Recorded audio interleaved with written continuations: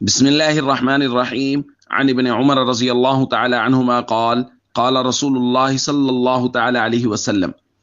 من فتح له منكم باب الدعاء فتحت له ابواب الرحمة الحدیث رواہ الترمذی۔ نبی کریم صلی اللہ علیہ وسلم نے ارشاد فرمایا، تم میں سے جس کسی شخص کے لیے دعا کا دروازہ کھولا گیا تو اس کے لیے گویا رحمت کے دروازے کھول دیے گئے۔ دوستو، اللہ رب العزت کو یہ بات بہت پسند ہے کہ بندہ اپنی ضروریات اور اپنی عاجزی و انکساری اللہ کے سامنے پیش کرے۔ جب کوئی بندہ اللہ کے سامنے اپنی ضروریات رکھتا ہے اور اللہ سے مدد مانگتا ہے تو اللہ رب العزت اس کے لیے رحمت کے دروازے کھول دیتے ہیں۔ اس لیے ہم سب کو چاہیے ہم دعا کا معمول بنائیں، چونکہ دعا کرنے سے جب کوئی بندہ دعا کرنے لگ جاتا ہے، نبی پاک صلی اللہ علیہ وسلم فرماتے ہیں اس کے لیے رحمت کے دروازے کھول دیے جاتے ہیں۔ تو دعا کا معمول بنائیں، اپنی ضروریات کو اللہ کے سامنے رکھیں اور اللہ سے مدد مانگیں، اور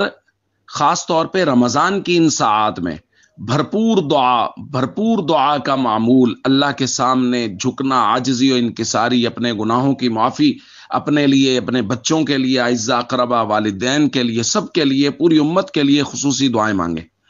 اور اس کے بعد حضور علیہ الصلوۃ والسلام نے فرمایا، وَمَا سُئِلَ اللَّهُ شَيْئًا یعنی أَحَبَّ إِلَيْهِ مِنْ أَنْ يُسْأَلَ الْعَافِیَةَ، اللہ سے جو چیزیں مانگی جاتی ہیں ان میں سے سب سے زیادہ محبوب اللہ کے ہاں یہ ہے کہ اللہ سے عافیت مانگی جائے۔ اس لیے اللہ تعالیٰ سے ہمیشہ عافیت مانگنی چاہیے، یعنی باقی سب دعائیں مانگنی چاہیے لیکن سب سے زیادہ اللہ سے عافیت مانگنی چاہیے، کیونکہ اللہ کو بھی یہی پسند ہے کہ بندہ مجھ سے عافیت مانگے، کہ اللہ رب العزت جو مناسب سمجھے، جو کام مناسب سمجھے، جو چیزیں مناسب سمجھے، جو ہمارے حال کے لائق ہیں وہ ہمیں عطا فرمائیں اور ہمیں عافیت عطا فرمائیں۔ السلام علیکم ورحمۃ اللہ وبرکاتہ۔